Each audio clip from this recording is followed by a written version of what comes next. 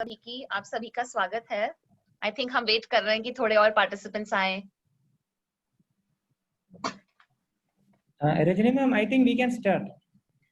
अच्छा ठीक है, तो with Arun's permission we will proceed. मैं पहले इनवाइट करना चाहूंगी स्टेला मैम को। स्टेला मैम आपके साथ में पिछले 2 दिन से हैं और आपको आपके साथ में आपको डॉक्टर परम और डॉक्टर राजम के साथ में स्टेला मैम ने आपको कई बहुत सारे टिप्स दिए होंगे कि सिम्टम कंट्रोल और कम्युनिकेशन के बारे में। तो एक छोटा सा मैं पहले स्टेला मैम से कहूंगी कि वो आप एक छोटा सा रिकैप करके हम आगे बढ़ते हैं। थैंक यू डॉक्टर रजनी और सबका स्वागत है इस सेशन में। अभी पिछले 2 दिन से हम देख रहे थे कि हम रमेश का साथ चल रहे हैं, है कि नहीं? अभी 4th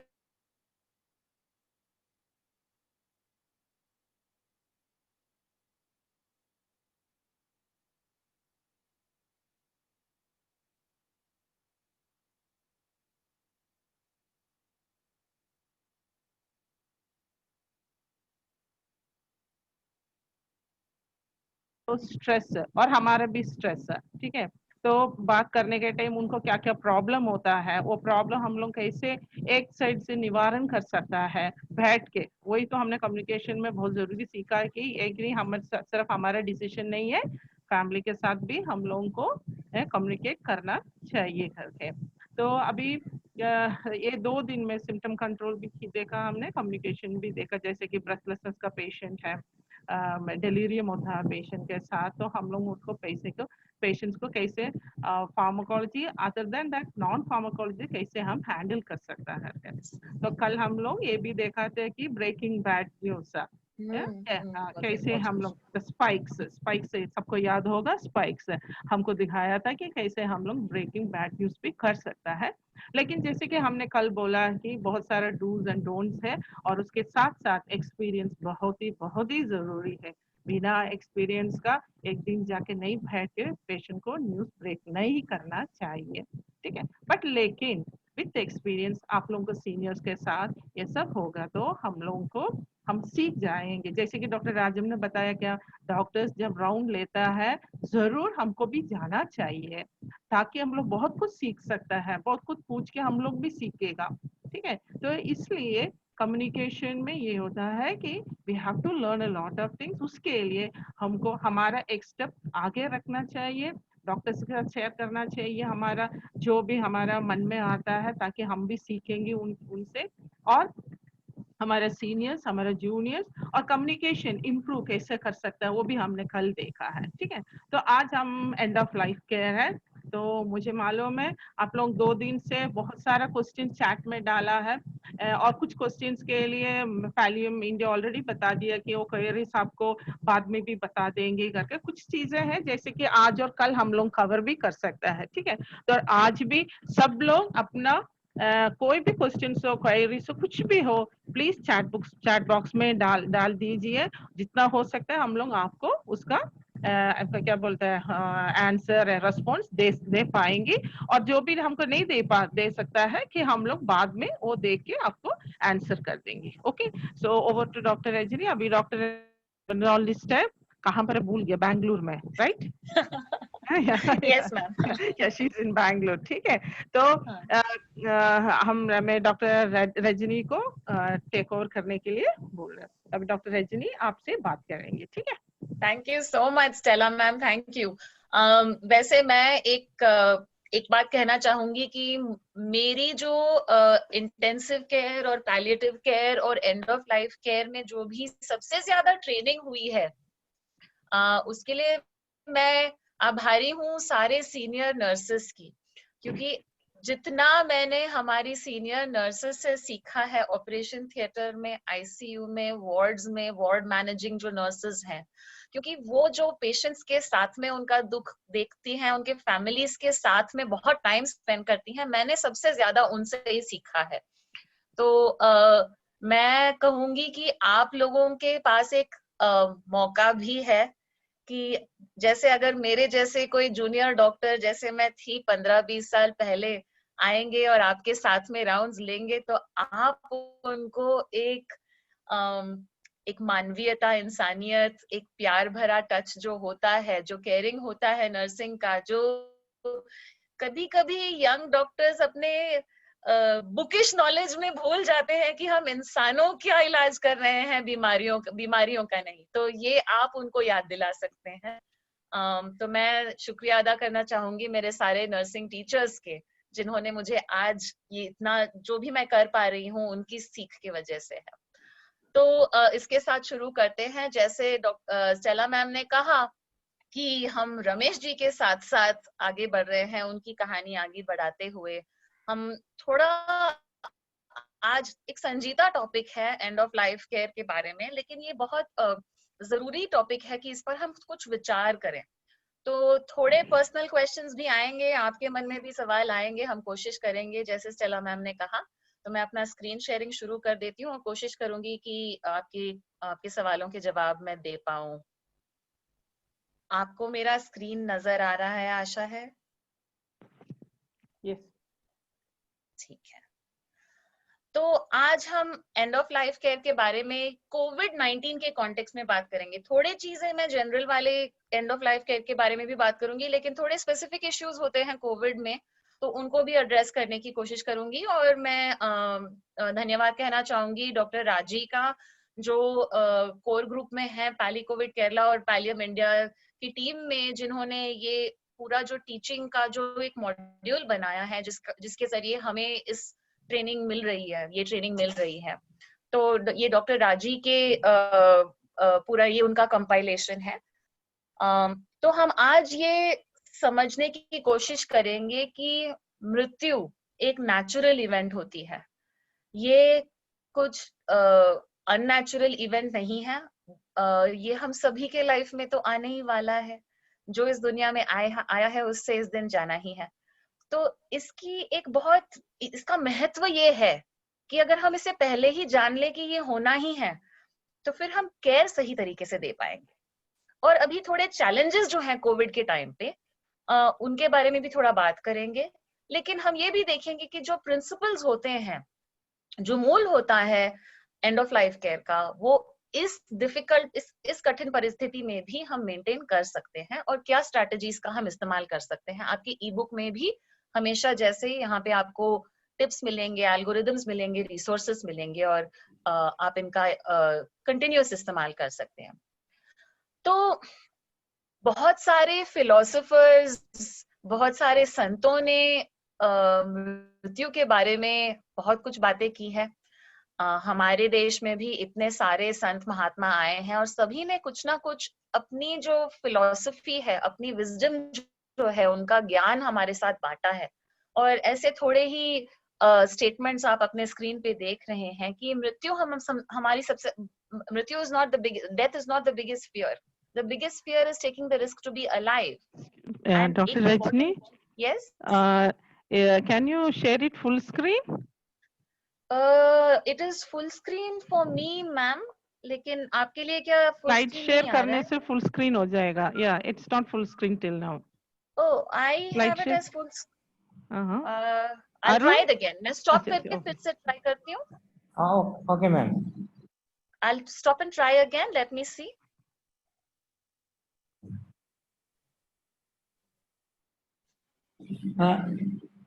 Is it coming? Is it coming? Rajni ma'am, please click the button enable editing on the top. Oh, got it. Okay, I will do that. Then And then slide share. then full screen. Yes. Got it. अभी Yeah. Okay. अब full screen आ रहा है, ठीक है।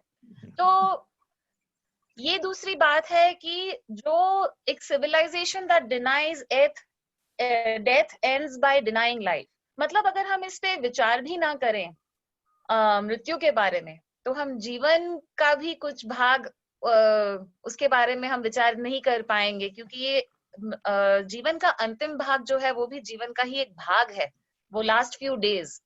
तो इसमें भी इस पे भी हमें ध्यान देना चाहिए, ये बहुत ही जरूरी बात है। तो हम एक छोटा सा ब्रेक लेंगे, 15-20 सेकंड के लिए थोड़ी चर्चा करते हैं कि आप में से किसी ने अपनी मृत्यु के बारे में सोचा है, कैसे ख्याल आते हैं मन में। हम क्या सोचते हैं कि अच्छा डेथ क्या होता है, कि बहुत लोग बोलते हैं कि मुझे तो चाहिए कि मैं बस नींद में ऐसे ऑफ हो जाऊं। हम क्या लगता है कहाँ होना चाहिए? मैं अपने घर में रहूं या किसी समुंदर के किनारे रहूं, अकेले में रहूं, या मेरी परिवार मेरे साथ में हो, हॉस्पिटल में हो या कहीं और हो? क्या आपने किसी की मृत्यु को ऐसे तरीके से होते हुए देखा है कि इससे आपको दर्द पहुंचा है, या आप परेशान हुए हैं उससे? तो एक एक थोड़े फ्यू सेकंड्स लेते हैं ताकि आप अपने विचार थोड़े शेयर कर सकें, अच्छा होगा। या आप लोगों सोचिएगा का थोड़ा।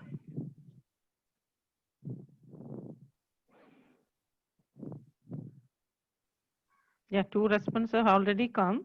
Yes ma'am. Rajini has written, I want to have a peaceful death at home. और अंजलि ने लिखा कि फैमिली के साथ होना चाहिए मैम। फैमिली के अच्छा, साथ। या 2-3 लोग ने लिखा फैमिली के साथ, हाँ मतलब अपना परिवार के बीच में रहना चाहिए जब हम लोग जाता है। हाँ हाँ हाँ।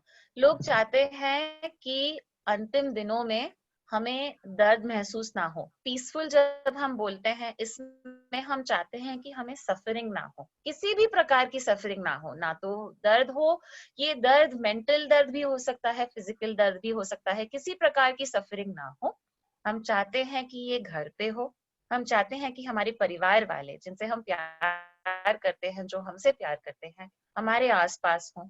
लेकिन हम देख रहे हैं कि आजकल मृत्यु तो ज्यादातर अस्पतालों में होती है। लोग अकेले भी होते हैं उनके अंतिम क्षणों में, और कई बार तो वो बहुत सारे मशीन्स के साथ कनेक्टेड होते हैं, और वो मशीन्स और ट्यूब्स और लाइंस की ठंडी टच ही उन्हें मिलती है, एक वार्म टच ह्यूमन बीइंग का उन्हें नहीं मिलता है। तो ये एक सोचने की बात है कि ये कैसा है कि हर व्यक्ति यही चाहता है कि मेरी मृत्यु जब आए तो मैं अपने घर में रहूं शांति से, बिना किसी सफरिंग से, अपने परिवार वालों के साथ में। कभी कभी हमें ये लगता है कि ऊपर वाला का नाम लेते लेते हमारे दम निकल जाए तो अच्छा हो, है ना? ऐसे बहुत सारी चीजें होती है, स्पिरिचुअल थॉट्स भी होते हैं डेथ के अराउंड। लेकिन ये बहुत ही दर्दनाक बात है कि बहुत सारे लोगों को ये नसीब में नहीं मिलता, ऐसी मृत्यु उनके नसीब में नहीं है। ये क्यों है, ये सोचना चाहिए हमें। तो रजनी हम has मिस्टर रमेश। हाँ one just this very everyone see death in daily life but don't accept death concept. सही बात है। रजनी लिखा है। हाँ, स्टेला मैम ने बहुत ही इंपॉर्टेंट चीज कही कि हम लोग मेडिकल फील्ड में हैं। हम रोजाना या बहुत अक्सर हम डेथ अपने पेशेंट्स की, उनकी लाइफ में, फैमिली मेंबर्स की लाइफ में डेथ देखते हैं, लेकिन फिर भी हम अपने आप में उसको फेस नहीं करना चाह रहे हैं। ऐसे सोच रहे हैं कि हम बच जाएंगे कैसे ना। ये बहुत लोग, हमें खाली केवल मेडिकल प्रोफेशन के नहीं, लेकिन ज्यादातर पॉपुलेशन में लोग अवॉइड करते हैं इसके बारे में सोचना। और इसके बारे में और भी चीज है, कई बार हम सोचते हैं कि अपशगुन है इसके बारे में सोचना, बात करना। तो इसमें कल्चरल फैक्टर्स भी आ जाते हैं।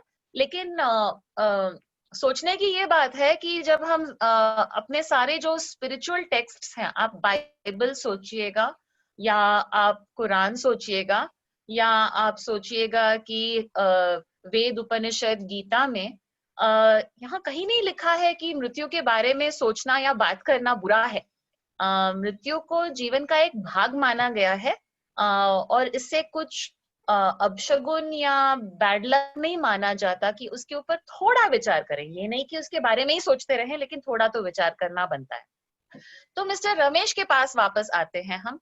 मिस्टर रमेश की परिस्थिति बदल गई है, उनका कंडीशन अब बदतर हो गया है। और आपने देखा होगा कि जब हम सिम्टम्स के बारे में बात कर रहे थे तो उनकी सांस की तकलीफ बढ़ती जा रही थी, ऑक्सीजन लेवल कम होते जा रहा था, उन्हें सांस में तकलीफ हो रही थी। फिर जब उनको ऑक्सीजन दिया गया, आपने सीखा कि मॉर्फिन का सेफ इस्तेमाल कैसे कर सकते हैं, फेंटेनिल का सेफ इस्तेमाल कैसे कर सकते हैं ताकि सांस की तकलीफ कम हो जाए। लेकिन उसकी वजह से उनको डिलीरियम भी हो गया था। तभी आपने सोचा था कैसे होता है डिलीरियम एजिटेशन, और उसको कैसे हम रिलीव करें। तो जो नर्स उनकी देखभाल कर रही है, उनको लग रहा है कि मिस्टर रमेश की कंडीशन और बदतर हो रही है। डॉक्टर से बात करते हैं, पूरे टीम, डॉक्टर्स और नर्सिंग टीम देखते हैं कि उनकी हालत अच्छी नहीं है। तो टीम डिसाइड करती है कि एक वीडियो कॉन्फ्रेंस कॉल करते हैं फैमिली के साथ में। फैमिली चाहती है कि उनको अच्छी good quality end of life care मिले और सोच रहे हैं कि कोई रास्ता है कि हम उन्हें घर ले जा सकें। तो पहले पार्ट पे फोकस करते हैं, how do we ensure good quality end of life care. What is good quality end of life care? आपके ख्याल में क्या है? थोड़े बहुत चीजें तो आपने कहा है जब अपने बारे में बात करते हुए, तो अब मिस्टर रमेश के बारे में सोचें। अगर आप एक दो रिस्पॉन्स दे सकते हैं तो अच्छा होगा।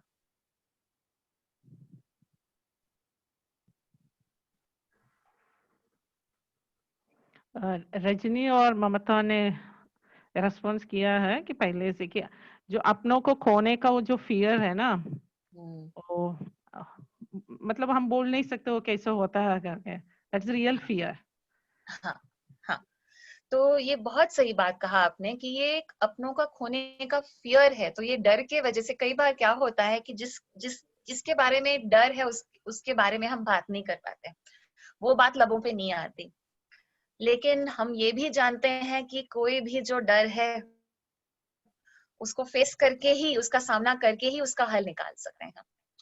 तो जब हम एंड ऑफ लाइफ केयर के बारे में बात करते हैं, और पिछले स्लाइड में जो सवाल पूछा गया था कि what is good quality end of life care, जब हम पूरे हेल्थ केयर के बारे में बात करते हैं तो ये बहुत निग्लेक्टेड एरिया है। पैलिएटिव केयर तो निग्लेक्टेड है, एंड ऑफ लाइफ केयर तो और भी निग्लेक्टेड है। और ये जानते हुए भी कि हम सभी एक दिन इस दुनिया को छोड़ के जाने वाले हैं, हमने, पूरी दुनिया ने इस पे ज्यादा फोकस नहीं दिया है, लेकिन ये थोड़ा बदल रहा है पिछले 20-30 सालों में। तो ये एक रैंकिंग होती है, जैसे हम मैटरनल मोर्टालिटी एक इंडिकेटर मानते हैं, इन्फेंट मोर्टालिटी इंडिकेटर मानते हैं, ये सारी चीजों को हम इंडिकेटर मानते हैं कि इस देश में हेल्थ केयर अच्छा है, कि इस देश में गर्भवती महिलाएं प्रेगनेंसी और डिलीवरी के टाइम पे नहीं मरती इतनी मात्रा में, इस देश में 1 साल से कम उम्र के बच्चे नहीं मरते, इस देश में अंडर 5 मोर्टालिटी इस % से कम है। इसका मतलब है कि इस देश में लोगों को हेल्थ केयर सही तरीके से मिल रहा है। तो क्वालिटी ऑफ डेथ इंडेक्स भी होती है जिसपे कंट्रीज की रैंकिंग होती है। और इसमें बुरी बात यह है कि पिछले 5 सालों में हमारा दर्जा गिरता रहा है।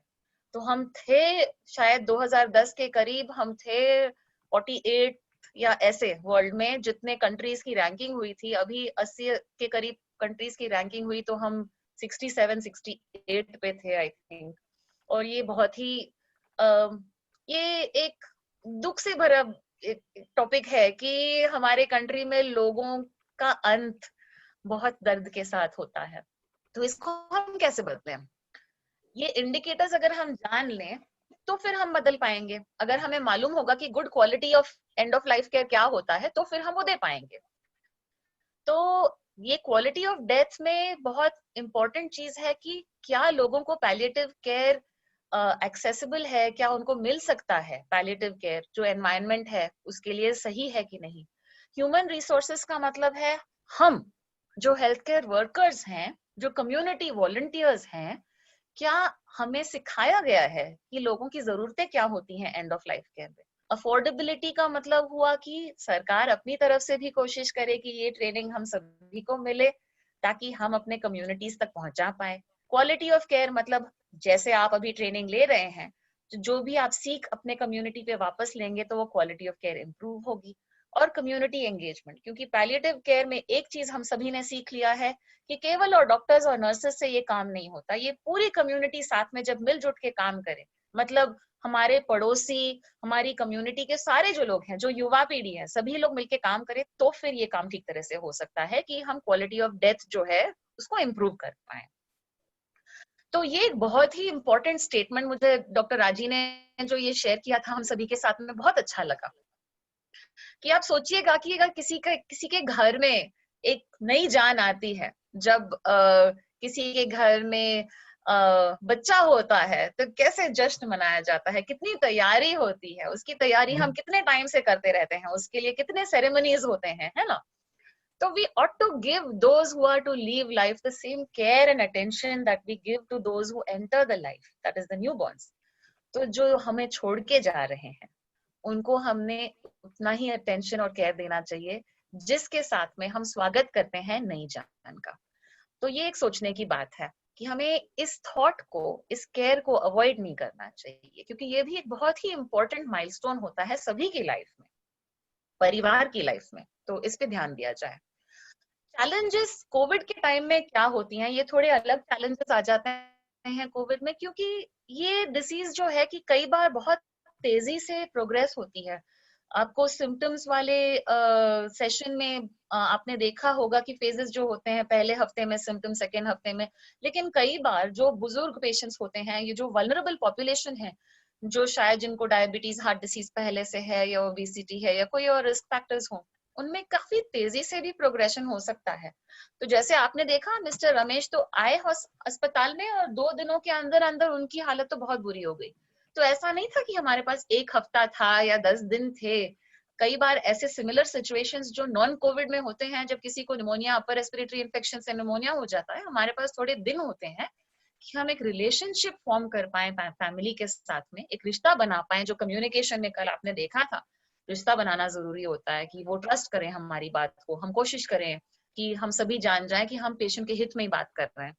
और इतना सारा इंफॉर्मेशन आ रहा है पेशेंट्स, फैमिली मेंबर्स को, कि वो बहुत स्ट्रेस्ड हो जाते हैं, एंग्शियस हो जाते हैं, डर जाते हैं, अकेले में है, पेशेंट अकेले में है। कई बार क्या होता है कि फैमिली मेंबर भी आइसोलेशन में है। आप सोचिएगा अगर रमेश जी हैं, तो लेकिन रमेश जी के सिचुएशन में ये नहीं है, लेकिन उनके बेटे तो क्वारंटाइन में हैं, जो यूएई से आए हैं, तो वो अलग हैं, वो अपने पिताजी को आके मिल भी नहीं सकते, कोई आके उनसे मिल नहीं सकता। और बिकॉज जो डॉक्टर्स और नर्सेज हैं, वो भी जो पीपीई में काम करते हैं, उनकी भी लिमिटेशंस होती हैं कि किस तरीके से वो सहानुभूति के साथ में उनको एक्सप्रेस कर पाए। और कई बार ये हो जाता है कि अगर हम स्ट्रिक्ट प्रोटोकॉल्स विदाउट, जैसे आपने वो ट्रियाज में देखा था कि हर किसी को आईसीयू में, वेंटिलेटर में डालना जरूरी नहीं है, लेकिन अगर ऐसा हो जाए, अगर हम बस सोचें कि रेस्पिरेटरी फेलियर, हाइपोक्सिया हो गया तो वेंटिलेटर पे डालना ही है, तो इससे ये सफरिंग ज्यादा बढ़ जाएगी। जिसको उससे कुछ फायदा नहीं होने वाला था, उसको, उसके लिए ये सफरिंग ज्यादा बढ़ जाएगी। तो ये सारे चैलेंजेस, क्योंकि ये बहुत तेजी से प्रोग्रेशन होता है वल्नरेबल पॉपुलेशन में, ये चैलेंजेस कोविड के टाइम में बढ़ जाते हैं। और इसको ध्यान में रखते हुए हमने अपने स्किल्स को बढ़ाना है, ताकि हम इसको ठीक तरह से पेशेंट्स के लिए और फैमिली मेंबर्स के लिए केयर कर पाए। इसमें सबसे जरूरी चीज होती है कि अवॉइडिंग फ्यूटाइल या इनअप्रोप्रिएट मैनेजमेंट जो बोलते हैं। तो हम इसी के बारे में बात कर रहे थे कि वेंटिलेटर्स, डायलिसिस, अगर इनसे कुछ फायदा हो सकता है, आप मानिए कि रमेश जी इससे 20 साल कम उम्र में थे और उनको स्ट्रोक नहीं हुआ था, तो शायद ये डिसीजन अलग होता। आपने आपके ट्रियाज के पाथवे में एक ग्रीन, येलो और रेड देखा था, तो ये येलो वाले पाथवे में जब हम जाते हैं तो तभी थोड़े अलग चीजें होते हैं। लेकिन जब नॉन बेनिफिशियल ट्रीटमेंट, इसको नॉन बेनिफिशियल कहा जाता है, यूज करते हैं, तो उससे द क्वालिटी ऑफ डेथ, अगर पेशेंट सर्वाइव नहीं होगा तो वो बहुत ही बुरा हो जाता है। और दूसरी बात, आजकल प्रोग्रेशन हुआ है कि 2018 से इंडिया के लॉज थोड़े बदले हैं। तो 2018 में एक लॉ भी बदला था जब राइट टू प्राइवेसी आया था, और उसके साथ साथ Indian council of medical research ने भी थोड़े डेफिनेशंस बताए थे, जो हमारे पहले एक समझ में कमी थी। हम ये वर्ड यूज करते थे यूथनेसिया, पैसिव यूथनेसिया। यूथनेसिया का मतलब अगर हम सही तरह से लेंगे तो यू होता है गुड और थैनोस होता है डेथ। तो गुड डेथ, गुड डेथ का मतलब ये नहीं हुआ कि डॉक्टर जानबूझ के किसी की जान ले। गुड डेथ होता है कि हम कंफर्ट केयर दें, ताकि जब मृत्यु आए तब पेशेंट कंफर्टेबल हो। इसका मतलब थोड़ा अलग है। जो आप न्यूज़पेपर्स में, मीडिया में देखते हैं वो यूथनेसिया, और जो मेडिकली हम पैलिएटिव केयर में बात करते हैं वो टर्म आजकल हम यूज ही नहीं करते हैं, ठीक है। तो विथहोल्डिंग या withdrawing of life sustaining treatment, जिससे हम लाइफ को प्रोलॉन्ग करते हैं। लाइफ यानी कि केवल शरीर को जिंदा रखना। वेंटिलेटर्स, डायलिसिस, एक्मो, ये मोडालिटीज जो होते हैं जो बहुत जान बचा सकते हैं, लेकिन जब हमें मालूम है कि प्राइमरी डिसीज को हम क्योर नहीं कर सकते, तब वो केवल सफरिंग को बढ़ा देते हैं। तो मेडिकल केयर में Indian council of medical research ने कहा है कि विथहोल्डिंग और withdrawing a potentially inappropriate treatment जिससे फायदा नहीं होगा, in a patient dying with a terminal illness, जिसका मालूम है हमारे पास इलाज नहीं है, this is not considered intention to kill. तो ये गलत बात नहीं है, ये अभी एक्सेप्टेड है Indian council of medical research में, तो ये याद रखना है।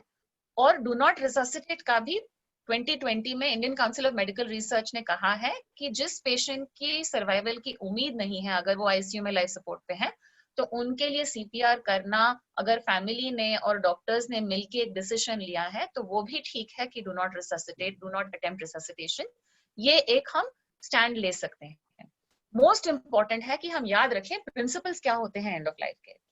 तो जब आप सभी ने कहा कि आपकी इच्छा होगी कि आप घर में रहें, अपने परिवार लोग के साथ में रहें और पीसफुल रहें, तो इसमें पेशेंट के कंफर्ट और सिम्टम कंट्रोल पे फोकस आ जाता है।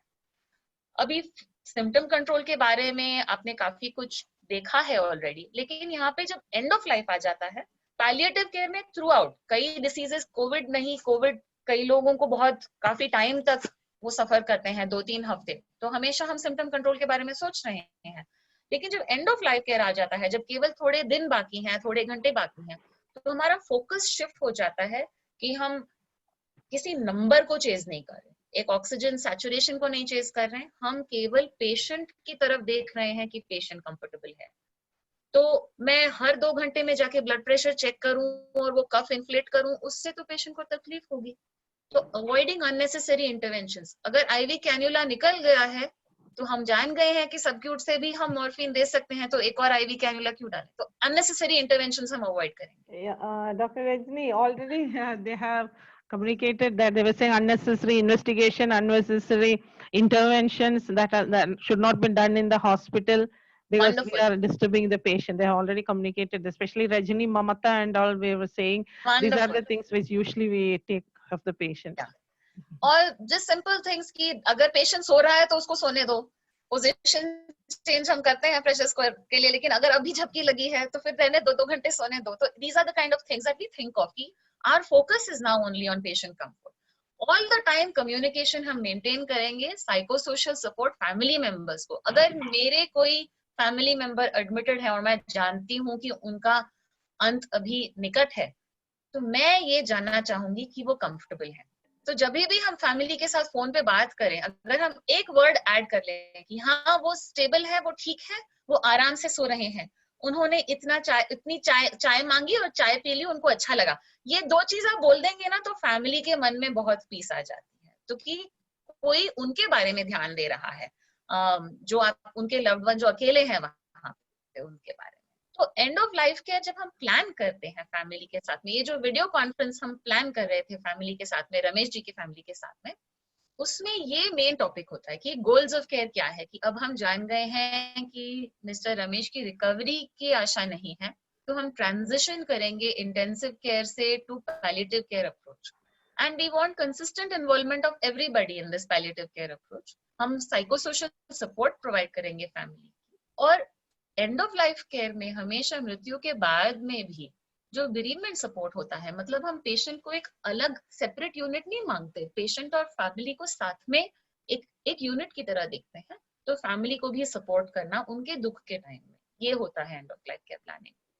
क्या स्ट्रैटेजीज हम इस्तेमाल करते हैं एंड ऑफ लाइफ केयर में, ये काफी थोड़ा बहुत अभी ये सेम जो आपने पहले देखा था, लेकिन थोड़े 1-2 चीज और एक्स्ट्रा आ जाते हैं यहाँ पे।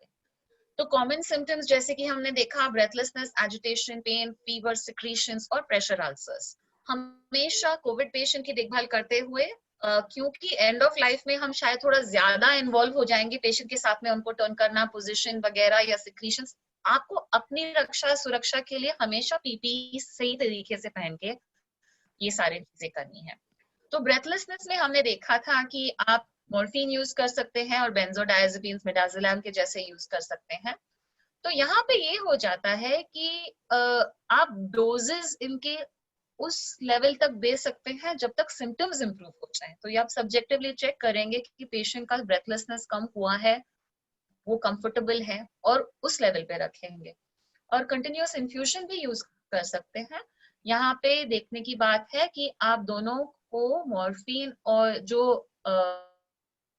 डायजेपिन दोनों को एक ही इन्फ्यूजन में मिक्स करके भी दे सकते हैं।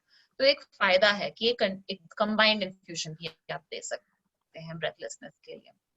यहाँ पे एक और चीज मैं बोलूंगी ब्रेथलेसनेस में कि अगर पेशेंट पहले हाई फ्लो या बाईपैप पे था और अब हम जानते हैं कि कंफर्ट हमारा गोल है, तो वो बाईपैप के मास्क से जो डिस्कम्फर्ट है उसे हम रहने देंगे। हम केवल जो सिंपल इजी ऑक्सीजन का नेजल कैन्युला है ये मान लेंगे कि चलो कि सैचुरेशन कम होने वाला है, कोई बात नहीं, लेकिन हम और डिस्कम्फर्ट नहीं देंगे पेशेंट को।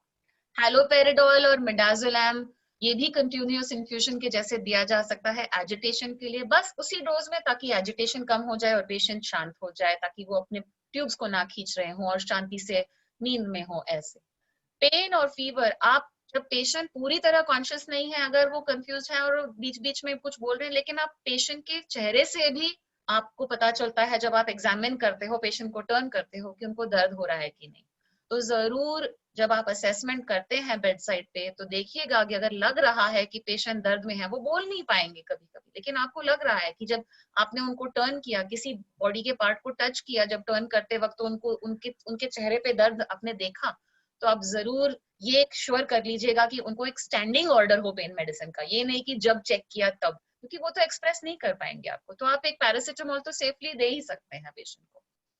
तो ये जो रिस्पॉन्सेस उनके कम हो जाते हैं तो वो बोल नहीं पाते, लेकिन ये हमें चेक करना है, ये प्रोएक्टिवली हमने चेक करना है। सिक्रीशंस कभी कभी बढ़ जाते हैं और कई बार क्या होता है कि पेशेंट्स के गले के पीछे सिक्रीशंस कलेक्ट हो जाते हैं, या तो सलाइवा है जो वो निगल नहीं पा रहे हैं, या अगर उनको निमोनिया है तो अंदर से जो बलगम आ रहा है। तो अगर हम बार बार सक्शन करते हैं तो उससे भी पेशेंट को तकलीफ होती है। तो आप उनका पोजीशन थोड़ा चेंज कर दीजिएगा, साइड पे लगा दीजिएगा, चेहरा ऐसे कर देंगे थोड़ा, तो वो ड्रेनेज में आसानी हो जाएगी। अगर सक्शन करना भी है तो सॉफ्ट टिप कैथेटर के साथ में। और अगर पेशेंट को साउंड केवल आ रहा है और उनको सांस में तकलीफ नहीं हो रही है, आप देखिएगा साउंड आ रहा है लेकिन पेशेंट कंफर्टेबल है, तो उसके लिए आपको ट्रीटमेंट नहीं देना है। पेशेंट को तकलीफ हो रही है, ब्रेथलेसनेस है और सिक्रीशंस अटके हुए हैं, तो फिर आपको ट्रीटमेंट के ऑप्शंस हैं कि कई दवाइयों से, जो हायोसिन, एट्रोपिन, ग्लाइकोपाइरोलेट है, इन दवाइयों से सिक्रीशंस कम हो जाती हैं। तो थोड़े डोजेस में, छोटे डोजेस में आप यूज कर सकते हैं, आपके ये बुक में भी है। बहुत ज्यादा नहीं देंगे क्योंकि फिर सिक्रीशंस अटक जाती हैं, उससे भी तकलीफ होता है। तो बस जितना, ताकि वो सिक्रीशंस कम हो जाए। अगर पेशेंट वॉल्यूम ओवरलोडेड है, हार्ट फेलियर के पेशेंट्स, तो आप डायूरेटिक्स भी दे दीजिएगा, थोड़ा ड्राई हो जाएंगे तो सिक्रीशंस भी कम हो जाएंगे। ये बहुत जरूरी है कि अब हम जानते हैं कि इनके पास समय कम है, वो ज्यादा, हम पोजीशन चेंज जब भी जाएंगे तो देखिएगा कि उनको कोई प्रेशर अल्सर्स नहीं है। बहुत यहाँ पे लिखा है avoid too rigid turning regiments. तो अगर पेशेंट जब आईसीयू में होता है, या कोई पेशेंट है जो बेड बाउंड है, जो वार्ड में है, जिनका हमें ऐसा लग रहा है कि ये रिकवर होके घर जाएंगे, तो हम काफी हर 2 घंटे में पोजीशन चेंज करते हैं। लेकिन मैंने जैसे कहा कि अगर ये पेशेंट हम जानते हैं उनका रिकवरी नहीं होने वाला है, और उनको नींद की तकलीफ हो रही थी सांस के वजह से, आपने मॉर्फिन दिया है, अभी उनको की लगी है, लेकिन अभी क्लॉक पे टाइम आया है कि मुझे टर्न करना चाहिए, तो रहने दीजिए, वो 2 घंटे बाद में जाके चेक कीजिएगा कि जब आप नेक्स्ट डोज देने वाले हैं तब आप जाके देख लीजिएगा पोजीशन टर्निंग का। तो रमेश की फैमिली ने वीडियो कॉन्फ्रेंस पे पूछा क्या हम घर जा सकते हैं। Ramesh's condition has deteriorated and it is clear कि the aim is end of life care. Family पूछती है कि क्या हम घर जा सकते हैं। तो आपकी क्या राय है, यहाँ पे थोड़ी ओपिनियंस ले लेते हैं कि हर स्टेट में अलग है। तो आप बताइए कि क्या है कि घर ले जा सकते हैं, क्या रमेश जी को घर ले जा सकते हैं? अगर घर लेके जाएंगे, मैं आपको 2 क्वेश्चंस पूछूंगी। अगर रमेश जी को कोई अच्छा बुरा न्यूमोनिया था लेकिन कोविड नहीं था, तो क्या हम घर ले जा सकते थे? कोविड होते हुए क्या हम घर ले जा सकते हैं? और पड़ोसियों का क्या रिएक्शन होगा, क्या सोच विचार है आपके, आप बताइएगा मुझे।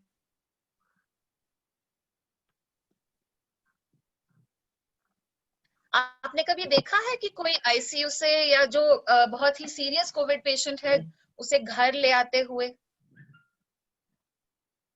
कोविड पेशेंट को तो मैंने नहीं देखा है, लेकिन कई बार दूसरे सिचुएशंस में, जब सिवियर निमोनिया हो या रीनल फेलियर हो या हार्ट फेलियर हो, ऐसे पेशेंट्स जिनको जिनके पास बहुत कम समय है जीने के लिए, तो उनको तो घर जाते हुए देखा है हमने कई सिचुएशंस में। आप लोगों का वहाँ का स्टेट में गाइडलाइंस क्या है, वो भी आप लोग देख सका। अब अगर आप लोगों को मालूम है तो आप लोग डाल दीजिए चैट बॉक्स में। As in the meantime, Rajni has asked how much morphine can be given in a day. अच्छा, इंटरेस्टिंग क्वेश्चन, बहुत ही इम्पोर्टेंट। मैम, मॉर्फिन का अपर लिमिट नहीं है, क्योंकि यहाँ पे हम सिम्टम कंट्रोल की बात कर रहे हैं। तो यूजुअली हम मॉर्फिन के डोज के लिए बोलते हैं कि अपर लिमिट है, when do how what is the maximum we give, we can give as much morphine as is needed for one of two things to happen, कि आपको जो इफेक्ट चाहिए था, अगर ब्रेथलेसनेस के लिए दे रहे हैं तो ब्रेथलेसनेस कम हो गया है, पेन के लिए दे रहे हैं तो पेन चला गया है, या साइड इफेक्ट्स आ जाएं। जब हम एंड ऑफ लाइफ केयर की बात कर रहे हैं तभी हम टाइट्रेट करेंगे पेन और ब्रेथलेसनेस के लिए, ठीक है। तो there is no upper limit to the amount of morphine, जितना मॉर्फिन आप देंगे ताकि सिम्टम्स कंट्रोल में आ जाए जिसकी वजह से आप दे रहे हैं, ब्रेथलेसनेस और पेन की वजह से, या अगर कुछ सीरियस साइड इफेक्ट आ जाए तो तभी आपको कम करना होगा उससे। तो बस Answers have come in the box. No ma'am, no ma'am. अभी तक तो नहीं अभी देखा तक है, तो so they किसी have को not, घर हम जाते लोगों ने हुए किसी ने नहीं देखा। हाँ, तो ये एक मुश्किल चीज है कि हम जानते हैं कि रमेश जी के लिए जो अच्छा होगा एंड ऑफ लाइफ केयर वो घर पे होगा, लेकिन क्योंकि ये एक पब्लिक हेल्थ इश्यू है, हमें फैमिली से कहना होगा कि नहीं, हम आपको इन्हें घर ले जाने नहीं दे सकते, लेकिन फिर हमें रीअश्योर भी करना होगा कि हम पूरा ख्याल रखेंगे कि वो कंफर्टेबल हो, और आप तभी उस समय ट्राई कर सकते हैं, फैसिलिटेट कर सकते हैं, ताकि आप वीडियो कॉल पे उनका चेहरा दिखाएं, उनके मैसेजेस उन तक ले जा पाए। ऐसे दूसरे सिचुएशंस में अगर साधारण दूसरा निमोनिया होता तो हम कई बार पेशेंट को घर भेज सकते हैं, वो सिचुएशन अलग होता है। यहाँ पे प्रॉब्लम क्या है कि ये पब्लिक हेल्थ सिचुएशन है, तो पेशेंट की देखभाल करना और फैमिली की सुरक्षा करना, कि अगर फैमिली मेंबर्स नेगेटिव हैं तो घर पे देखभाल कौन करेगा, वो पीपी सही तरीके से पहन या उतार पाएंगे, डॉनिंग एंड डॉफिंग जैसे आप सभी ने सीखा है, जो भी इन्फेक्टेड मटेरियल्स है उसका डिस्पोजल, डिसइंफेक्शन, ये सारी चीजें दिक्कतें हैं कि आप घर पे नहीं कर पाएंगे।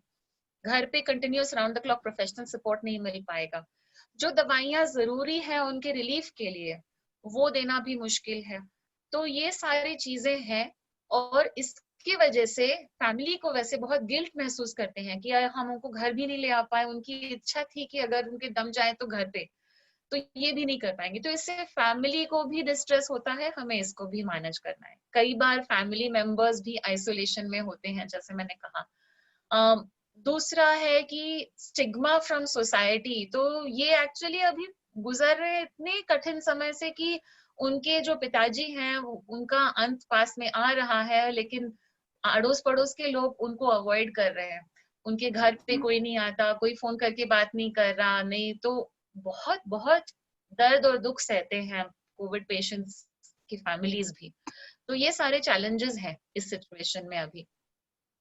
वैसे अगर कोविड नहीं होता, कोई और निमोनिया होता या हार्ट फेलियर होता या रीनल फेलियर होता या लिवर फेलियर होता, तो हम पेशेंट के फैमिली मेंबर्स को ट्रेन कर सकते कि आप सबक्यूटेनियस इंजेक्शन के लिए भी ट्रेनिंग दे सकते हैं, वो कैन्युला डाल के या बटरफ्लाई डाल के। हम वैसे पेशेंट्स जो डायलिसिस पे होते, कई पेरिटोनियल डायलिसिस के पेशेंट्स तो सब कुछ घर पे ही संभालते हैं। पेशेंट्स होते हैं जो क्रॉनिक लंग डिसीज के होते हैं, वो अपना ऑक्सीजन और नेबुलाइजर और बाईपाप घर पे ही संभालते हैं। ऐसे सिचुएशंस में अगर कोविड ना होता तो हम पेशेंट्स के फैमिली मेंबर्स को ट्रेन करते हैं कैसे डिसइंफेक्ट, कैसे वेस्ट को डिस्पोज किया जाता है। लेकिन कोविड के समय में ये परमिशन नहीं है कि हम पेशेंट्स को घर भेज पाए जब तक कि वो रिकवर ना हो। तो जो पेशेंट रिकवर नहीं होने वाले वो अस्पताल में ही रहते हैं, तो हमें पेशेंट के फैमिली को काउंसिल करना पड़ेगा, सपोर्ट करना पड़ेगा, रेगुलर अपडेट्स देने चाहिए उनको, और उनको पहले से जानकारी दे दें ये सारी चीजों के बारे में, ताकि उनके होप्स ना बढ़ जाएं कि ऐसे हो पाएगा। हर स्टेट में लास्ट राइट्स और ये सारी चीजों के थोड़े अलग अलग प्रोटोकॉल्स हैं, तो ये भी एक प्रॉब्लम आ जाता है, क्योंकि हमें ये बहुत ही इमोशनल टाइम है फैमिली के लिए। अगर उन्हें पता चल गया कि अभी ये अब कुछ नहीं कर सकते, तो बोलेंगे कि नहीं अभी उनको वापस घर ले जाना है, मुझे क्यों आप रख रहे हो अगर आप कुछ नहीं कर सकते हो, सेम दवाई हम घर पे दे सकते हैं। तो बहुत इमोशनल हो जाते हैं, बहुत डिस्ट्रेस में रहते हैं। और क्योंकि ये दूरी है हमारे बीच में और फैमिली के बीच में कि आइसोलेशन, क्वारंटीन, टेलीफोन, पीपीई, बस यही जरिए हैं हमारे कम्युनिकेशन के लिए। तो हमें सोचना चाहिए और उनके साथ कम्युनिकेट करने में ये स्ट्रेटजीज देखने चाहिए कि उनके कंसर्न्स क्या हैं।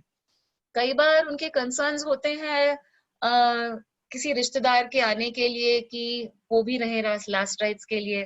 कई बार होता है कि कैसे होगा, अंतिम संस्कार कैसे किए जाएंगे। तो ये सारे डाउट्स अगर हम क्लियर कर दें, एक्टिव लिसनिंग जो कल कम्युनिकेशन में हमने देखा कि हम सुने और फिर हमारे पास जो जानकारी है उनके साथ शेयर करें, कहें कि हम आपका दुख समझ सकते हैं और हम पूरी कोशिश करेंगे आपकी सहायता के लिए, तो फिर इससे काफी हद तक उन्हें थोड़ा कंफर्ट और सपोर्ट मिल सकता है। फैमिली का सपोर्ट यहाँ पे बहुत ही कॉम्प्लिकेटेड ग्रीफ महसूस करते हैं। ग्रीफ एक अलग से टॉपिक है वैसे पैलिएटिव केयर में, यहाँ पे कॉम्प्लिकेट हो जाता है क्योंकि इतने सारे चीज आ गए कि क्वारंटीन है, हम बाकी अपने अड़ोस पड़ोस के जो फ्रेंड्स हैं उनसे हम अलग हो गए हैं। जो रिश्तेदार जो नॉर्मली आ पाते थे हमारे पास में, आप सोचिएगा भी रिसेंटली ही स्टेट्स में इंटरस्टेट ट्रैवल का रिस्ट्रिक्शन खुल गया है। लेकिन मैं कितने केसेस जानती हूँ, आप भी जानते होंगे कि किसी की बहन के हस्बैंड गुजर गए और भाई अपने बहन के पास जा नहीं पाया कि उसकी उसकी इस टाइम में वो भाई मदद नहीं कर पाया। वो भाई अपने आप को कितना गिल्टी महसूस कर रहा था कि मैं अपने बहन के काम नहीं आ पाया, मैं दिल्ली में हूँ, वो बंबई में है, मेरे उनके हस्बैंड गुजर गए और मेरी बेचारी छोटी बहन अकेली है। तो ये बहुत कॉम्प्लिकेटेड ग्रीफ महसूस करते हैं फैमिली वाले। तो ये सबको एक्नॉलेज करना कि ऐसा है, तो बस अब हम अपनी तरफ से जितना हम प्यार से बात करें, कम्युनिकेट करें, उससे फैमिली को थोड़ा बहुत सपोर्ट मिल सकता है। स्टिग्मा जो सोसाइटी का है, ये भी आपने देखा होगा कि किसी के फैमिली में डेथ हो जाती है और पहले से अभी तो बहुत ही कम लोग अंतिम संस्कार के लिए तो बहुत ही कम लोग जा सकते हैं। पहले क्या होता था कि फिर अच्छा लास्ट राइट्स हो गए तो घर पे लोग आते जाते थे, अपने रिस्पेक्ट एक्सप्रेस करते थे, बोलते थे कि आपके पिताजी गुजर गए, तो शोक प्रकट करते थे, रिस्पेक्ट बोलते थे कि उन्होंने हमारे लिए इतना कुछ किया था। इस सब से फैमिली को थोड़ा कंफर्ट, थोड़ी सॉलिस, थोड़ी पीस मिलती थी, लेकिन अब वो भी नहीं हो पाता। तो ये सारी चीजें अब केवल फोन, व्हाट्सएप, वीडियो कॉल पे होती है। तो जो रिलीफ, कंफर्ट जो फैमिली को मिल रहा है वो भी कम हो गया है। जब हम आते हैं ethics of and of life care में, तो इसमें हमने अभी बात की कि नॉन बेनिफिशियल ट्रीटमेंट वगैरह के बारे में बात की। तो हमने पहले दिन एथिक्स का फ्रेमवर्क डिस्कस किया था कि एक होता है पेशेंट ऑटोनॉमी, पेशेंट की इच्छा क्या है, दूसरा कि पेशेंट का भला हो, बेनेवलेंस, नॉन मैलफिसेंस, उनके हित में ही सब कुछ होना चाहिए, nothing which will cause harm for the patient, and justice. तो आप यहाँ पे दो फोटोग्राफ देख रहे हैं। एक महिला जो जानती है कि उनकी ट्रीटमेंट, उनको जो बीमारी है उससे वो ठीक नहीं होने वाली, लेकिन वो चाहती हैं कि वो बेड में अपने फैमिली के साथ में हाथ पकड़ते हुए उनकी बस दवाइयों का सहारा ताकि सिम्टम्स कम हो जाए, ये एक ऑप्शन है। दूसरा है कि हम आईसीयू में बहुत सारे मशीन्स के साथ कनेक्टेड, ये एक दूसरा ऑप्शन है। मैं ये यहाँ पे जब हमें मालूम है कि रिकवरी पॉसिबल नहीं है, तभी एथिक्स के प्रिंसिपल के साथ भी ये एक non invasive, more natural death, जो हम अलाउ नेचुरल डेथ कहते हैं, वो प्रोसेस ज्यादा एथिकल होगा। तो हमेशा हमें ये ध्यान में रखना चाहिए कि हम पेशेंट्स को एडवाइस दें कि अगर इस सिचुएशन का इलाज हम ठीक तरह से नहीं कर सकते हैं और इससे 100% कुछ आपको इम्प्रूवमेंट नहीं होने वाला, तो वो हम ऑफर ही ना करें और बोले कि ऐसा अगर आपको कोई कहेगा तो ये बेनिफिशियल नहीं है। तो ये जानते हुए सही एडवाइस हमने देना चाहिए एंड ऑफ लाइफ केयर में। बहुत इंपॉर्टेंट है ये, क्योंकि डेम सिसिली सॉन्डर्स के बारे में शायद आपने सुना होगा, या मैं बता दूं, डेम सिसिली सॉन्डर्स जैसे नर्सिंग की दुनिया में फ्लोरेंस नाइटिंगेल है, वैसे पैलिएटिव केयर की दुनिया में डेम सिसिली सॉन्डर्स हैं, जिन्होंने ऐसे एक पूरी दुनिया में एक ऐसे मूवमेंट बनाया था कि पैलिएटिव केयर सभी को मिलना चाहिए, कैसे उसके बारे में एजुकेशन और इम्प्लीमेंटेशन आगे बढ़े। उन्होंने एक बार कहा था कि the way we die lives on in the memories of those who we leave behind.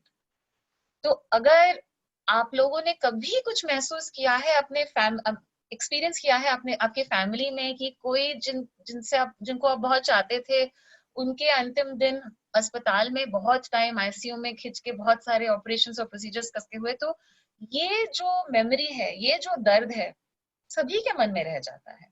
अगर आउटकम सक्सेसफुल होता है तो हम वो भूल जाते हैं, लेकिन अगर ऐसा नहीं होता है तो ये दर्द सभी के मन में रह जाता है, ना कि केवल पेशेंट के, लेकिन पेशेंट की पूरी परिवार पे की बहुत सफर किए, बहुत सफर किए, इतना नहीं सफर करना चाहिए था। तो अगर हम फाइनल आवर्स को सही तरीके से मैनेज करते हैं तो फैमिली मेंबर्स को भी एक फीलिंग आती है कि सही तरीके से केयर मिला था उनको, कि वो दर्द में नहीं थे जब वो जा रहे थे।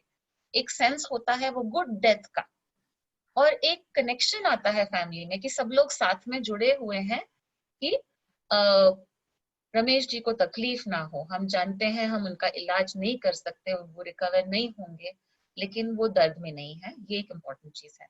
अगर हम इसे ठीक तरह से नहीं मैनेज करते हैं तो ये दर्द उनके मन में रह जाता है। हम लोग थे भी नहीं, मैंने सुना कि वो उनके साथ में कोई नहीं था, वो अकेले थे, उनको बहुत सांस में तकलीफ हो रही थी। लास्ट में मैंने फोन में देखा तो एकदम उनका फेस इतना बेचैन था। अगर ये मेमोरी होती उनकी माइंड में तो ये हमेशा रहेगी, वो अपने आप को माफ नहीं कर पाएंगे कभी भी। तो अगर हम उनको ये रीअश्योरेंस दे सकते हैं कि जो भी हो, हम जानते हैं कि हम पेशेंट को बचा नहीं सकते, लेकिन हम ये कभी नहीं कहना चाहते कि हम कुछ नहीं कर सकते। हम जरूर कुछ कर सकते हैं। हम लोगों को कंफर्ट कर सकते हैं, हम उनका हाथ पकड़ सकते हैं, हम बोलेंगे कि आपके पिताजी अकेले नहीं हैं, हम उनके साथ हैं। हम देखेंगे कि उनको दर्द ना हो, हम देखेंगे कि उनकी सफरिंग का ख्याल हम रखेंगे। हाँ, तो ये अगर हम करते हैं तो उनके मन में थोड़ी शांति आती है।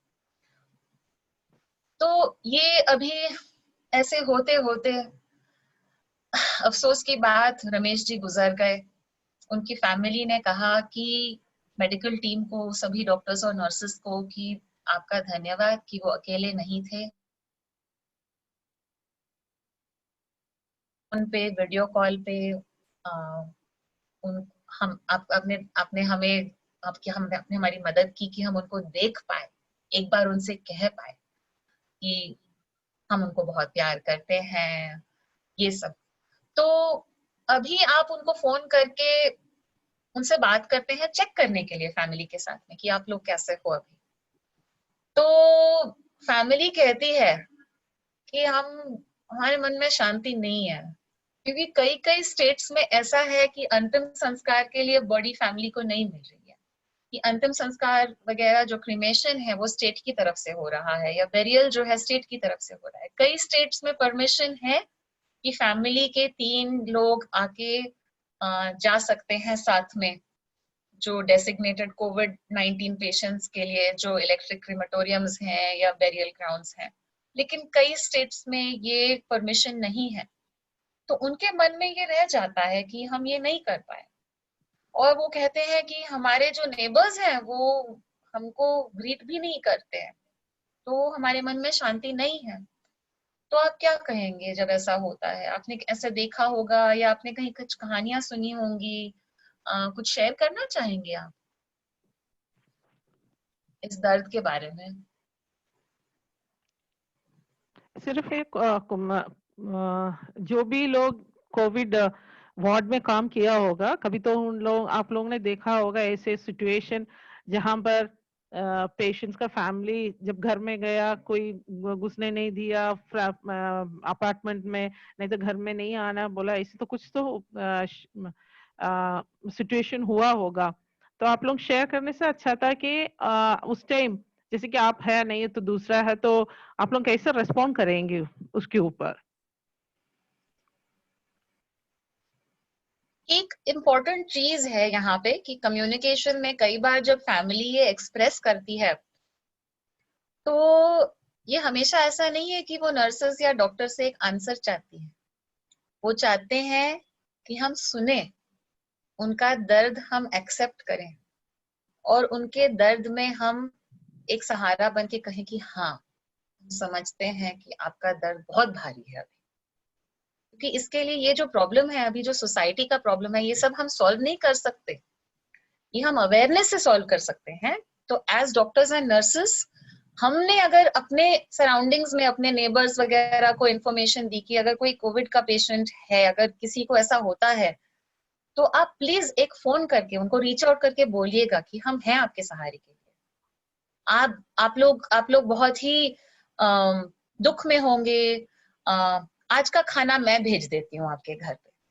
तो ये जो अगर हम अपने एनवायरनमेंट में अपने लोगों को, अपने कम्युनिटी को सेंसिटाइज करेंगे, तो ये हमारी एक कोशिश हो सकती है। लेकिन वो फैमिली के लिए हम उनको अपना सहारा दें, सुने उनकी बात, ये एक्टिव लिसनिंग और शेयर करें उनके दर्द में, ये बहुत हेल्प कर सकता है उन्हें। Yeah, Rajini has responded that spiritual support and listening. Yes, very Is important. that very important? सही कहा आपने जी। स्पिरिचुअल सपोर्ट, एक emotional support, psychosocial psychological support जो है, तो जैसे हमने कहा पैलिएटिव केयर नर्सेस डॉक्टर्स नहीं, पूरी कम्युनिटी का काम है। हाँ जरूर हम लीड ले सकते हैं इसमें। तो lockdown is easing, numbers are rising, हम जान गए हैं कि अब हम दुनिया में नंबर 2 हैं इन नंबर ऑफ केसेस। हमने कितनी दर्दनाक कहानियां सुनी है लोगों की स्ट्रगल्स की। आपने देखा है, आपने देखा होगा, आपने सुना होगा कितने ऐसे इंसिडेंट्स जहां पे आपने नर्सेस और डॉक्टर्स के प्रति गुस्सा और बुरा व्यवहार भी देखा होगा। हमने सभी ने रिसीव किया है, देखा है कि लोगों को अपने घरों से निकाल दिया गया है क्योंकि आप कोविड हॉस्पिटल में काम करते हो। हमारी रेस्पिरेटरी थेरेपिस्ट जो है, यंग लड़की, अपने परिवार से अलग यहाँ पे बैंगलोर में रह रही है। उनके लैंडलॉर्ड ने कहा कि मैं नहीं चाहता कि आप यहाँ पे रहें, आप कोविड हॉस्पिटल में काम करती हैं। कितनी जाने उनकी वजह से बच रही है, लेकिन लोगों को उसका कदर नहीं है। तो ये हम बुरा भी देखते हैं, और हमने ये भी देखा है कि इतने सारे लोग, साधारण लोग, हमारे जैसे लोग, लोगों की मदद कर रहे हैं, खाना बांट रहे हैं, वॉलंटियर कर रहे हैं सब जगह पे, लोगों को अपने घर पहुंचा रहे हैं। आपने देखा है लोग अपने आप में कम्युनिटीज में, यहाँ पे बैंगलोर में मैंने देखा कि एक अपार्टमेंट कॉम्प्लेक्स में वो लोग जान गए कि उनके जो सिक्योरिटी के जो स्टाफ हैं, सभी लोग घर वापस जाना चाहते हैं अपने गांव, लेकिन उनके पास पैसे नहीं थे। तो पूरी बिल्डिंग के सभी लोगों ने पैसे इकट्ठे किए ताकि सभी लोगों के प्लेन टिकट मिल जाए कि वो अपने घर वापस जा पाए। 6 महीने से वो अपने घर से दूर है। तो हमने बुरा भी देखा है, हमने अच्छा भी देखा है, और हम अपने आप को भी, अपने आप में भी काफी हम रेस्टलेस हो गए हैं, हमें भी डिस्ट्रेस महसूस कर रहे हैं। और ये कल और बात करेंगे कि जो हेल्थ केयर वर्कर्स जो सदमा से गुजर रहे हैं, जो स्ट्रेस से गुजर रहे हैं, कभी कभी हम भी पूछते हैं कि इसका क्या मतलब बनाए हम, ये क्या हो रहा है इस दुनिया में। आपने भी ऐसा महसूस किया है कभी? कोई कुछ शेयर करना चाहेगा? तो ये जो हम ग्रीफ एक्सपीरियंस कर रहे हैं ना, ये केवल पेशेंट्स ही नहीं एक्सपीरियंस कर रहे हैं, हम भी एक्सपीरियंस कर रहे हैं कि हम we are not just grieving a few lives और a pandemic, we are grieving the entire, जिस पूरी जिंदगी जैसे हम जानते थे, life as we know it has changed. ये आप मान लीजिएगा कि 1918-20 के बाद में, इन 100 सालों में दुनिया ने ऐसा समय देखा नहीं है। जब वर्ल्ड वॉर हुआ था तभी भी वो कई भागों में हुआ था, जहां पे जंग लड़े जा रहे थे वहां पे लोगों को तकलीफ थी, लेकिन बाकी दुनिया ठीक थी। अब पूरी दुनिया में जितने देश हैं, 190 और, सभी जगह ये तकलीफ सभी महसूस कर रहे हैं। और इसका सबसे ज्यादा जो बर्डन लोग उठा रहे हैं वो हेल्थ केयर वर्कर्स हैं, कम्युनिटी वर्कर्स हैं, एसेंशियल वर्कर्स हैं। तो ये पूरा एक्सपीरियंस जो हो रहा है, जितनी मात्रा में हमने डेथ देखी है, इस मात्रा में कोई हेल्थ केयर वर्कर ने पहले नहीं देखी है। तो हम भी ये एक्सपीरियंस कर रहे हैं। तो ये एक फिजिकल लेवल पे, स्पिरिचुअल लेवल पे, सोशल लेवल पे, इमोशनल लेवल पे हम सभी ये महसूस कर रहे हैं। तो थोड़ा हमें ध्यान अपने ऊपर भी देना होगा, और वो कल हम इसके बारे में और भी बात करेंगे।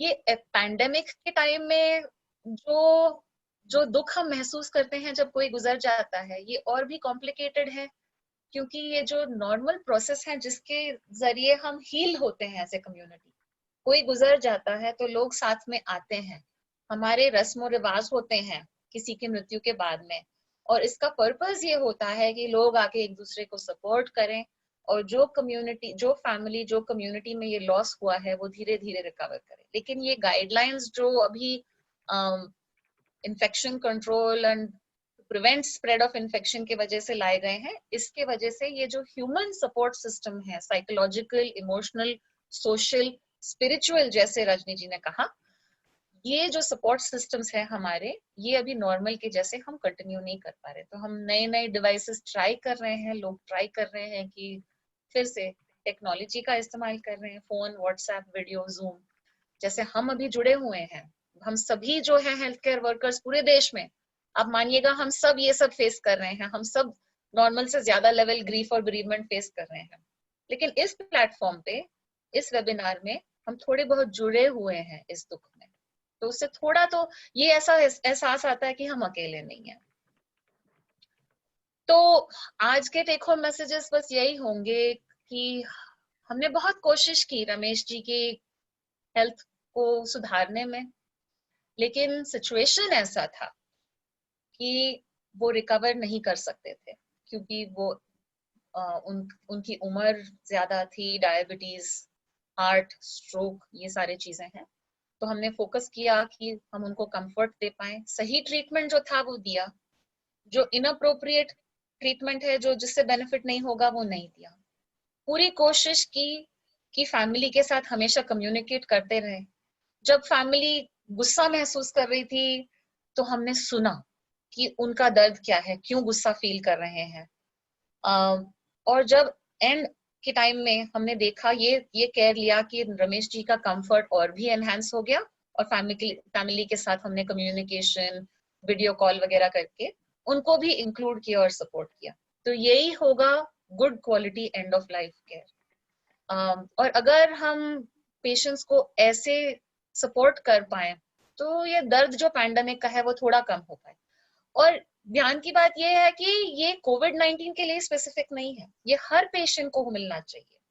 हमारा गोल पैलिएटिव केयर में ये है, आप मानिएगा कि अगर हम देखें कि इंडिया में 2% से कम लोगों को पैलिएटिव केयर मिल रहा है अभी, और ज्यादातर जिनको मिल भी रहा है वो कैंसर और पेन वाले पेशेंट्स हैं, और वो है हमारे पॉपुलेशन में 20% से कम। तो 80% लोग तड़पते हुए अपनी जान दें 2020 में, क्या ये एक्सेप्टेबल है?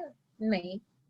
तो हम सभी जहां पे भी हैं, जिस रिस्पॉन्सिबिलिटी को हमने ली है, मैं कम्युनिटी हेल्थ वर्कर हूँ, CHO हूँ, ANM हूँ, नर्स हूँ, डॉक्टर हूँ, हॉस्पिटल एडमिनिस्ट्रेटर हूँ, जो भी हूँ मैं अपनी तरफ से कोशिश करूँ कि हमारी जो क्वालिटी ऑफ डेथ है इंडिया में, उसमें हम इम्प्रूवमेंट लाएं। बाकी सारा टेक्नोलॉजी भी होना चाहिए, हमें स्पेस में भी जाना चाहिए, और हमने रोड भी बनाने चाहिए। वैसे ही हमने ICU technology, lung transplant, ECMO भी करना चाहिए, लेकिन हमने quality of life, and of life को भी मेंटेन करना चाहिए। That is what it is कि मेडिसिन में डेथ हमारी हार नहीं है, डेथ को मानना ही नहीं, ये हमारी हार हो जाएगी। हाँ, जरूर हम कोशिश करते हैं कि हम लाइफ रिस्टोर करें, लेकिन इसमें क्वालिटी ऑफ लाइफ इंपॉर्टेंट है। सो रविंद्रनाथ टैगोर जी ने कहा है कि death is not the extinguishing of the light, it is putting out the lamp because the dawn has come. ये फिलोसॉफिकल स्टेटमेंट्स हैं कि हम एक्सेप्ट करें कि ये पार्ट ऑफ लाइफ है। और ये एक स्टेटमेंट है कि what if death was like a nice warm never ending nap, फिर हम उससे डरेंगे नहीं। तो जैसे पहले क्वेश्चन में मैंने पूछा था कि किसी ने अपने डेथ के बारे में सोचा है, बोला था कि पीसफुल हो, घर पे हो, अपने बेड पे हो, अपनी फैमिली के साथ में, तो ये होता कि एक nice warm never ending nap. तो हमारा goal palliative care end of life में ये है कि जो अंतिम मोमेंट्स हों पेशेंट्स के, वो एकदम पीसफुल हों, और इससे पेशेंट का भी पेन कम होता है, फैमिली का भी पेन कम होता है। तो ये सारे रिसोर्सेस हैं अवेलेबल, जो आपके लिए भी अवेलेबल है। ये काफी जो रेफरेंसेस हैं जो डॉक्टर राजी ने यूज किए थे इस प्रेजेंटेशन को आपके सामने लाने के लिए, तो ये सब आप देख सकते हैं, बहुत सारे रिसोर्सेज हैं, ये आपको अवेलेबल होंगे, आपके ई बुक में भी रिसोर्सेज मेंशन हैं। और मैं एंड में थैंक करना चाहूंगी डॉक्टर राजगोपाल, डॉक्टर राजी, doctor Moira, Chitra, Shobha ji, Biju sir, Sunita, Sunil ma'am, स्मृति, सभी का मैं शुक्रिया अदा करना चाहूंगी। एको टीम, अरुण, राजलक्ष्मी, आप सभी लोगों का शुक्रिया अदा करना चाहूंगी क्योंकि सभी लोग बहुत सपोर्ट कर रहे हैं।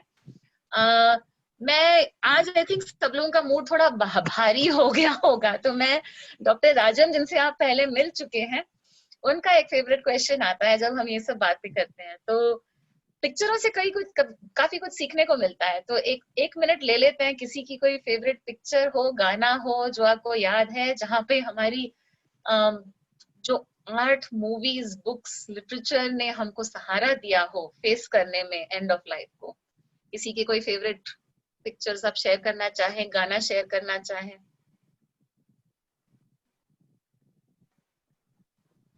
Any inputs from people?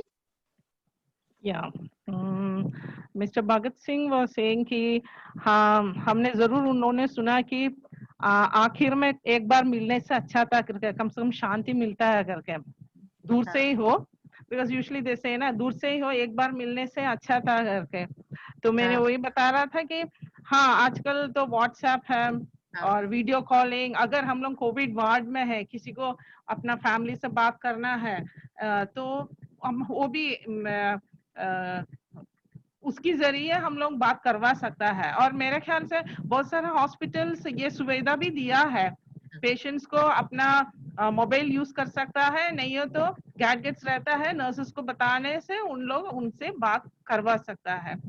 ये भी एक अच्छा तरीका है। ये भी मांगते हैं, पेशेंट्स के फैमिलीज मांगते हैं कि अगर स्पिरिचुअल और रिलीजियस चीजों की बात की जाए तो कई बार लोग कहते हैं कि मैं चाहती हूँ कि ये विभूति आप उनके सिरहाने रख दीजिएगा, ये पानी यहाँ का है वो वहां पे रख दीजिएगा। तो ये सारे छोटे छोटे जो रिक्वेस्ट होते हैं पेशेंट्स और फैमिलीज के, that we can always try and do because it gives them some peace also. अगर उनको फोटोज रखने हैं पेशेंट के बेड के पास में परिवार के, तो थोड़े बहुत छोटे छोटे चीजों से ना वो कंफर्ट हम दे सकते हैं। Yeah, Rajini has asked a question. Sometimes patient may show acceptance, but internally he is in denial. How do we know that we are in a right way with our counseling? Maybe the patient not want to show his denial in front of anyone. Maybe he is in the state of regret. बहुत ही interesting question Rajni जी। ये अब पहली बार में तो जानना मुश्किल है। तो कोविड का यही है कि हमारे पास टाइम नहीं मिलता। जब नॉर्मली हम पैलिएटिव केयर में ये क्वेश्चन एड्रेस करते हैं, जब भी पेशेंट को कुछ बुरा खबर मिलता है या हम एंड ऑफ लाइफ पे आते हैं, तो एक वो डिनायल, एक्सेप्टेंस, बार्गेनिंग, जिसके बारे में आपने शायद कल देखा होगा, तो ऐसा नहीं है कि हमेशा एक स्टेज से दूसरे स्टेज जाते हैं, कभी कभी हम सीसॉ भी करते हैं। So it might feel like acceptance, but they can go back. So it is a dynamic process until it finally settles down. तो जब long term हम palliative care करते हैं, progressive diseases का, जहाँ पे हमारे पास महीनों का time होता है, then we will be able to see this back and forth. COVID में it goes a little rapidly. So the only way we know that this is not acceptance and this is actually denial and सब लोगों को ठीक करने के लिए वो बस surface पे कर रहे हैं, is with our follow up visits, when we probe and listen, non-verbal cues. Accept कर रहे हैं लेकिन वो आपकी नजर नहीं मिल पाते हैं। Acceptance है लेकिन वो फिर भी अलग ट्रीटमेंट थिंग्स की बात करते हैं, तो फिर आपको पता चल जाता है कि शायद आपको साइकोलॉजिकल सपोर्ट थोड़ा ज्यादा देना होगा to actually help them get to acceptance. इस रजनी, जैसे कि आपने बोला कैंसर पेशेंट, अभी हम लोग कोविड का नहीं है, कैंसर पेशेंट्स में हमेशा हम लोग को थोड़ा सा तो टाइम मिलता है, इसलिए हर सीटिंग में जब हम लोग बात कर रहे हैं, जैसे डॉक्टर रजनी ने बताया, वर्बल उससे ज्यादा नॉन वर्बल क्यूज को हम हमेशा नजर करना चाहिए, ठीक है, वो देखना चाहिए कि इनका साइड से कैसे क्या क्या आता है करके, ऐसे मिल जाएगा आपको बहुत सी चीजें, ऐसे आपको आप देख पाएंगे करेक्टली कि क्यों ये पेशेंट डिनाइल में है एक्चुअली, लेकिन एक्सेप्टेंस हमारे सामने कर रहा है। और एक भी बात है, जैसे कि हमने कल भी बताया, जितना अच्छा आपका कम्युनिकेशन रहेगा ना, उतना अच्छा पेशेंट का रैपो आपके साथ होगा और धीरे धीरे पेशेंट अपना मन खोल के आपसे बात भी करेगा। जब उनको पता ऐसे लगेगा कि मैं ये सिस्टर से या डॉक्टर से, एक नर्स से मैं बात कर सकती हूँ, मेरा जो भी मेरा मन में है वो मैं उनसे शेयर कर सकती हूँ, तो जरूर उन लोग करेगा। मैंने इसी के लिए ये भी हम लोग नोटिस किया है कि कई बार पेशेंट्स किसी टीम में किसी एक मेंबर के साथ में ज्यादा फ्री फील कर सकते हैं। तो कई बार ऐसा होता है कि ये ना तो डॉक्टर है, ना तो अटेंडिंग डॉक्टर, कंसल्टिंग डॉक्टर या नर्स जिनसे वो जो उनकी देखभाल कर रही है, कभी कभी वो एक ड्यूटी डॉक्टर स्टूडेंट भी हो सकता है। उन्होंने कुछ तो बोला जिसके साथ में पेशेंट का कनेक्शन हो गया, तो इट्स वेरी डिफिकल्ट टू से। लेकिन जब हम टीम के तेजा से बात करते हैं, डिस्कस करते हैं, तभी हमें पता चलता है नहीं उन्होंने ऐसे कुछ कहा, मतलब उनके मन में अभी भी कुछ है। तो जब हम ओवर देते हैं एक दूसरे को, स्पेशली इन सच सिचुएशंस, केवल BP, heart rate, blood test, CT scan report के साथ साथ में उन्होंने ये कहा, अगर कुछ आपको इंटरेस्टिंग लगा तो help open up what is there on their mind a little more. जैसा कि डॉक्टर रजनी बोला, मेरा फेवरेट मूवी है आनंद। हाँ मैं जी। हमेशा राजेश खन्ना का देखता हूँ कि अमिताभ बच्चन को पीछे से देखने से अमिताभ को कुछ समझ में नहीं आता क्या हो रहा है करके, लेकिन देखना कितना चलते चलते चलते उनको बीच में जो रैप हो कितना अच्छा हो जाता है, कितना अच्छा रैप हो रहता है। और जब अमिताभ बच्चन को पता चलता है कि राजेश खन्ना का बीमारी क्या है, वो सीन से ना हमेशा मन में रह जाता है। हाँ। It's really nice how he faces it, वो कैसे उसको फेस करता है ना। तो ऐसे कुछ मूवीज है जो हमारा मन में रह जाता है, हम कभी भूल नहीं सकता है, और स्पेशली उनका गाने। एंड राजेश खन्ना तो कभी उनका फेस में है ना वो उदासी नहीं आता है, जब देखो हंसते रहता है। और I don't know most of you आप लोग सब देखा होगा Anand. Anand is one of those movies. एक और मूवी अभी रिसेंटली जो पिक्चर आई है दिल बेचारा, दिल उसमें भी बेचारा, अच्छा कल डॉक्टर परम ने एक क्लिप दिखाया था सबको। हाँ हाँ, डॉक्टर परम ने, मैंने जब वो देखा वो क्लिप की, वो पेशेंट के फैमिली, उनके पिताजी के फेस पे जो, ओह वाह, that is a very touching, very moving, it is, या दैट्स ट्रू। तो हाँ, मैं आई थिंक एक और बहुत ही इम्पोर्टेंट चीज है कि हम अपने आप का भी ख्याल रखें। जैसे हम कभी कभी मूवीज और म्यूजिक में कुछ कंफर्ट पाते हैं, तो कभी कभी ये पेशेंट्स के फैमिली मेंबर्स को भी बोलना अच्छा होता है। कि मैं तो काफी पेशेंट्स के फैमिली मेंबर्स को बोलती हूँ कि उनके फेवरेट गाने क्या हैं, आप बताइएगा मुझे। क्योंकि फोन तो अलाउड है, तो हम कभी कभी क्या करते हैं, वो ईयरफोन्स पेशेंट के कान में लगा के, अगर उनके कई पेशेंट्स बोलते हैं कि उनको पुराने हिंदी फिल्म सॉन्ग्स अच्छे लगते हैं, तो वो हम चलाते रहते हैं, या कोई भजन हो तो वो चलाते रहते हैं। कई पेशेंट्स को प्रेयर्स कंटिन्यूअसली सुनना वो अच्छा लगता है। तो जो पेशेंट और फैमिली मेंबर चाहे, तो ये बहुत सारे वेज हैं कि हम एंड ऑफ लाइफ केयर को धीरे धीरे से, एक एक छोटे छोटे टच से ना बहुत कंफर्ट मिलता है फैमिलीज को। सो आप लोगों को हाँ, किसी का कुछ तो क्वेश्चन कोई है गाना तो हम पूछ चाहेगा? 2 सकते मिनट हैं या बाकी है हमारे पास में, आनंद से गाना। Sorry sorry Stella ma'am. No no it's okay, I was just asking, आपको कुछ क्वेश्चन है तो आप बता सकते हो, नहीं तो किसी कोई गाना हाँ, गाना चाहते हो तो गाना भी गा सकता है।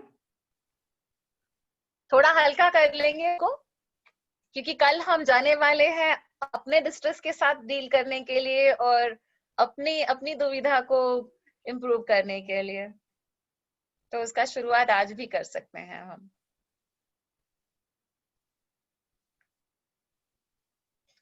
तो किसी को कोई क्वेश्चंस नहीं है? दिस आज तो इज राजकुमारी कुछ पूछे, क्वेश्चन। कुछ बात ही नहीं कर रहे। कोई कविता हो, कुछ लाइन हो, किसी पिक्चर की डायलॉग हो, जैसे आनंद में अच्छा जब राजकुमारी, जैसे अच्छा यस यस राजकुमारी चलो। चलते चलते मेरे ये गीत याद रखना, कभी अलविदा ना कहना, कभी अलविदा ना कहना। यस अच्छा लगे राजकुमारी, so that's much, also Rajkumari. Beautiful song, या beautiful song it is. Beautiful song. Yeah. Yeah. So we have a few more minutes. अगर कोई और कुछ शेयर करना चाहे या क्वेश्चंस पूछना चाहे, अगर कुछ नहीं तो मैं आप सभी को एक छोटी सी ब्रीदिंग एक्सरसाइजेस में लीड करूंगी अगले 2-3 minute.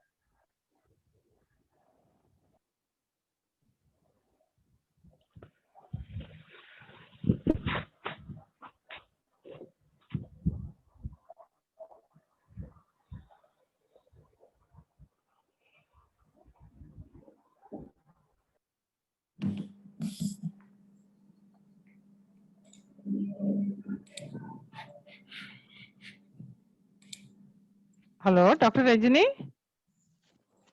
Are you there? I think we lost, ma'am. You lost her? No, she's here. She is here. Yeah, Dr. Rajini is here. Yeah. Unmute. Dr. Rajini, unmute her. Arun? Yes, Okay. yes. Yeah, okay. I'm going to ask कि सभी लोग एक stable seated position में आ जाए, आराम से आप आके बैठ जाए ताकि आपके दोनों पैर जमीन पे हो, या अगर आप आलती पालती बैठे हो तो आप स्टेबल पोजीशन में हो। आपका स्पाइन लंबा सीधा ऐसे कर लीजिएगा। बंद कर दीजिए। लंबा सांस नाक से लेकर मुंह से छोड़िएगा। आपके दोनों हाथ अगर हो सके तो आपके पैरों पर रेस्ट कर दीजिएगा हल्के से, एकदम रिलैक्स्ड वे में। फिर से एक लंबा सांस अंदर लेकर छोड़ते छोड़ते आपकी आंखें धीरे से हल्के से बंद कर दीजिएगा। आप वैसे ही धीरे लंबा सांस नाक से और मुंह से सांस छोड़ते रहिएगा। आपकी आंखें नमी से बंद हैं। अब मैं चाहूंगी कि आप अपने आंखों के अंदर की आंखों से देखें वो दृश्य उस जगह का जो आपको सबसे अच्छा लगता हो। ये समुंदर का किनारा हो सकता है, पहाड़ियों में या किसी बाग में। आप इमेजिन कीजिएगा कि वो रंग क्या है, लाइट कैसी है, सुबह की लाइट है कि शाम की लाइट है, क्या क्या आवाजें आ रही हैं आपके कानों तक। लहरों की आवाजें आ रही हैं, पंछियों की आवाजें आ रही हैं, हवा की आवाज। आप आपकी त्वचा पे क्या महसूस कर रहे हैं, क्या सेंसेशन महसूस कर रहे हैं, गर्मी है या ठंडी है। अब देखिए कि आपके मन में कैसा फीलिंग आ रहा है। वैसे ही लंबे सांस अंदर बाहर करते हुए 2 सांस और लेंगे साथ में, और फिर मैं आपको पूछूंगी कि धीरे धीरे आखिरी सांस अंदर लेके छोड़ते छोड़ते धीरे धीरे धीरे अपनी आंखें खोलिएगा। आपकी स्क्रीन पर देखिएगा इतने सारे चेहरे हैं। आशा है कि आपको थोड़ा अच्छा फीलिंग आया होगा इस ब्रीदिंग एक्सरसाइज के साथ में। तो जब भी आप चाहें आपके बिजी डे में आप कहीं पे भी एक छोटा सा कोना ढूंढ लीजिएगा आपके अस्पताल में, और ऐसे 2-3 मिनट के लिए अपने मन को कहीं और लेके जाइएगा, उससे माइंड रिफ्रेश हो जाए। तो आप सभी का बहुत बहुत धन्यवाद। That is very true. जैसे कि डॉक्टर रजनी ने बोला, दिस एकदम हमारा स्ट्रेस को रिलीफ करता है। And we have tried it many times with our nurses also. जो जब ट्रेनिंग सेशंस रहता है ना, इतना आराम मिल जाता है। So and especially early morning में बहुत अच्छा लगता है वो। early morning में जब कोई आवाज नहीं है, सब बहुत साइलेंट रहता है, तब अच्छा लगता है। आप चाहें तो आपके पेशेंट के साथ भी कर सकते हैं आप ये, उनके साथ बैठ के। तो आई होप कि आप सभी को इस पूरे कोर्स में थोड़ा सपोर्ट मिल रहा है और इंस्पिरेशन मिल रहा है आपके काम में आगे बढ़ने के लिए। उसके साथ हम आज के सेशन के अंत पे आ रहे हैं। हमेशा जैसे आपका एक पोल होगा, मैं अरुण को हैंड ओवर करूंगी। कल आपसे हम सभी मिलेंगे एक बहुत ही इंपॉर्टेंट सेशन के लिए, which is how do we make sense of the distress. जो हम अब इसमें मोस्ट इंपॉर्टेंट चीज होगी कि हम पेशेंट ही नहीं, अपने आप का एक दूसरे का देखभाल करने के बारे में सीखेंगे। तो कल मिलेंगे फिर. Thank you so much. Stella ma'am, thank you so much. As always, it's wonderful when you are there with us. And I will hand over to Arun now. Yeah, my pleasure. It's Thank we will you see next Rajni week ma'am. also. Thank you Stella ma'am. आप सब लोग feedback attend कर दीजिए.